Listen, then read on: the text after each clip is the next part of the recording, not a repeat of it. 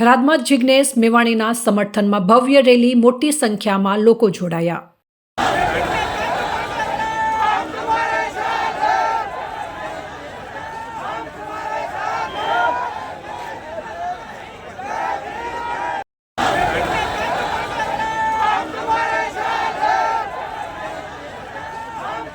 થરાદ ખાતે આજે વડગામના ધારાસભ્ય જિગ્નેશ મેવાણીના સમર્થનમાં કોંગ્રેસના આગેવાનો અને મોટી સંખ્યામાં લોકો દ્વારા જન આક્રોશ રેલીનું આયોજન કરવામાં આવ્યું હતું. આ રેલી નશીલા પદાર્થોના વેચાણ સામે તાત્કાલિક અને કડક કાર્યવાહીની માંગ સાથે કાઢવામાં આવી હતી અને થરાદની કલેક્ટર કચેરી ખાતે અધિકારીઓને આવેદનપત્ર સુપ્રત કરવામાં આવ્યું હતું. આવેદનપત્ર આપીને થરાદને ડ્રગ્સના દૂષણને પગલે ઉડતા ગુજરાત બનતું અટકાવવાની માંગ કરાઈ હતી. આ કાર્યક્રમમાં સાંસદ જ્ઞાનીબેન ઠાકોર, જિલ્લા કોંગ્રેસ પ્રમુખ ગુલાબસિંહ રાજપૂત, માંગીલાલ પટેલ સહિત કોંગ્રેસના અનેક આગેવાનો ઉપસ્થિત રહ્યા હતા.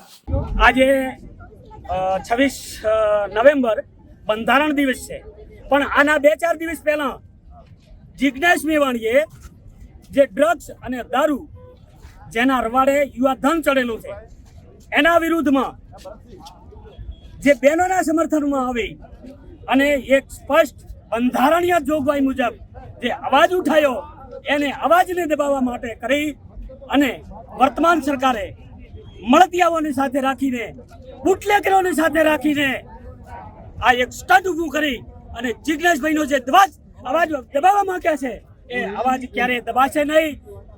એક જ જિગ્નેશભાઈ નહીં, લાખો કરોડો જિગ્નેશભાઈ નીકળી જશે. જિગ્નેશભાઈ આન બાન અને અમારી શાન છે.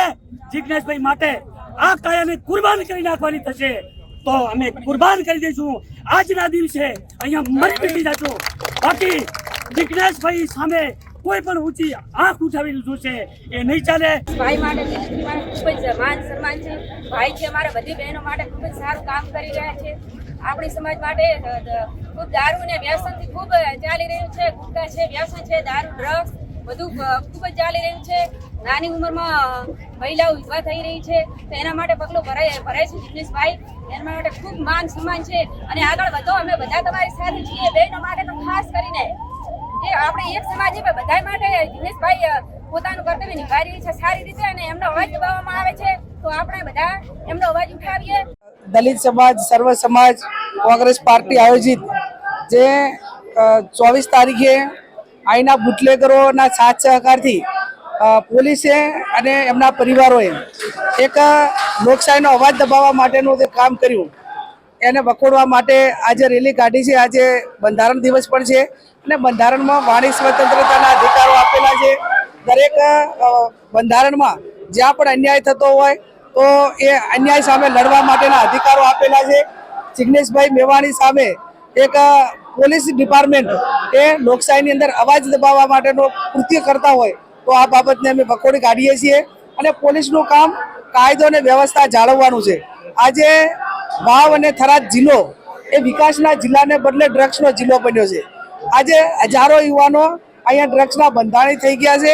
આવનાર સમયની અંદર આ વિસ્તાર એ મોટો ક્રિમિનલ ના બને અને આને કંટ્રોલ કરે એના માટે કરીને આજે આવેદનપત્ર આપ્યું છે.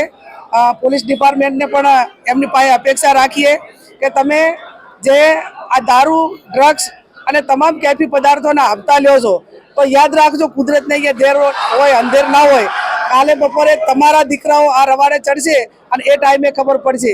જિલ્લાના સર્વ સમાજના લોકો જે રીતે ગુજરાતમાં બનાસકાંઠામાં થરાદ વાવની અંદર ડ્રગ્સનું પ્રમાણ વધ્યું છે, દારૂનું પ્રમાણ વધ્યું છે, બેફામ ચાલી રહ્યું છે અને જ્યારે જિગ્નેશભાઈ મેવાણી એની રજૂઆત કરે છે ત્યારે દબાવવા માટે કરીને ક્યાંક પોલીસ પરિવારના કોઠા નીચે આ ધમકી સ્વરૂપે જો રેલીઓ કાઢતા હોય તો કોઈ જિગ્નેશભાઈ એકલા નથી, હજારો લોકો એમની સાથે જેના ભાગરૂપે આજે થરાદના આવેદનપત્ર આપ્યું છે.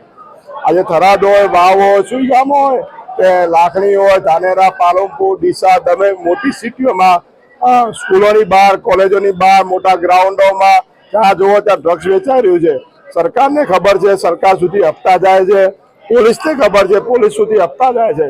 છેલ્લા 3-4 વર્ષની અંદર બનાસકાંઠા અને થરાદ વાવમાં જે ડ્રગ્સનું પ્રમાણ છે, ત્યાં દારૂ તો હજી લિમિટ છે, ક્યાંક સુધરી શકશે પણ ડ્રગ્સના રવાડે છોકરો છોકરી ચડી જશે તો પાછા વળવાના નથી, પરિવાર બરબાદ થવાનું છે.